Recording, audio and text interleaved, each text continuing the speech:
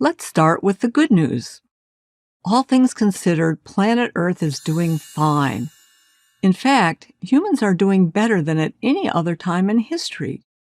Over the last 100 years, when temperatures have warmed by about 2 degrees Fahrenheit, global population has increased by 6 billion people, while global poverty has substantially declined, and the number of people killed from weather disasters has decreased by 97% on a per capita basis. We are obviously not facing an existential crisis. Anyone who tells you that we are is not paying attention to the historical data. Instead, they are concerned about what might happen in the future, based on predictions from inadequate climate models driven by unrealistic assumptions. I offer this positive diagnosis after a lifetime of study on the issue.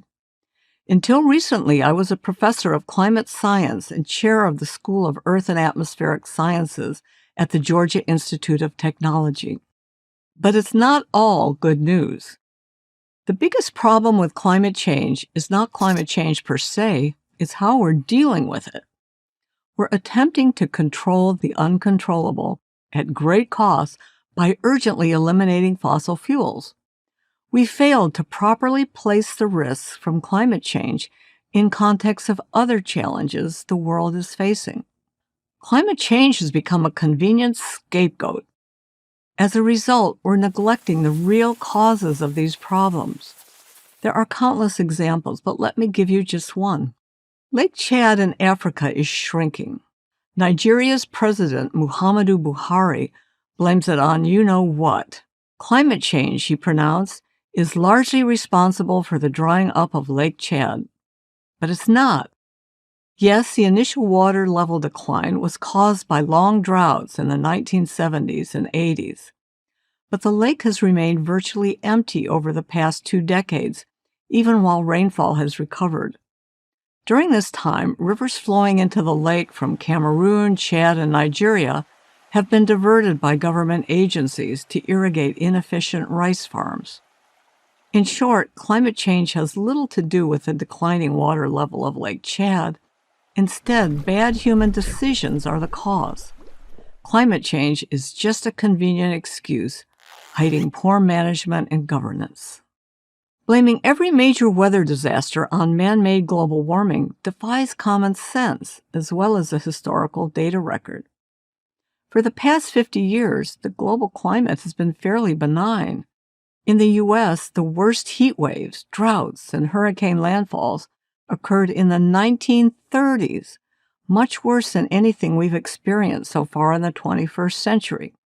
Population growth, where and how people live, and how governments manage resources are much more likely to create conditions for a disaster than the climate itself. We've always had hurricanes, droughts, and floods, and we always will. Maybe you think I'm being too cavalier about the dangers we face. Isn't it true that 97% of scientists agree that humans are causing dangerous climate change? Well, here's what all climate scientists actually agree on. The average global surface temperature has increased over the last 150 years. Humans are adding carbon dioxide to the atmosphere by burning fossil fuels, and carbon dioxide emissions have a warming effect on the planet. However, climate scientists disagree about the most consequential issues: how much warming is associated with our emissions, whether this warming is larger than natural climate variability, and how much the climate will change in the future. There's a lot that we still don't understand about how the climate works. Ocean circulation patterns and variations in clouds have a large impact, but climate models do a poor job of predicting these. Variations in the sun and volcanic eruptions also have a substantial impact, but these are simply unpredictable. The fact is, we can't predict the future climate. It's simply not possible, and everybody should acknowledge that, and every scientist does. While humans do influence the climate, we can't control the climate.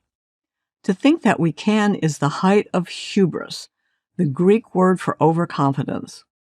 What we can do is adapt to whatever Mother Nature throws our way.